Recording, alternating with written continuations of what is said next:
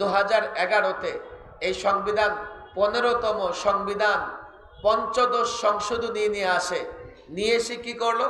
বিসমিল্লাহির রহমানির রহিম বাদ।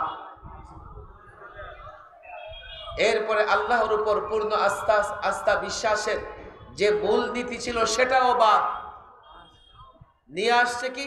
সমাজতন্ত্র, গণতন্ত্র আর সেকুলারিজম, ধর্ম নিরপেক্ষতা বাদ। 11তে সংবিধানে সেকুলারিজম নিয়ে এসছে। 12তে যখন তারা শিক্ষা নীতিমালা প্রণয়ন করেছে, সর্বপ্রথম এই সেকুলারিজম সংবিধানে নিয়ে আসার পরে টার্গেট করেছে শিক্ষাকে। যে আগে শিক্ষা থেকে ইসলাম বাদ দিতে হবে, আগে শিক্ষা থেকে মুসলমানের চিহ্ন বাদ দিতে হবে। 12তে শিক্ষা নীতিমালা প্রণয়ন করা হয়, সিলেবাস পাঠ্যক্রম প্রণয়ন করা হয়, আর তখন থেকে শুরু করা হয়েছে ইসলাম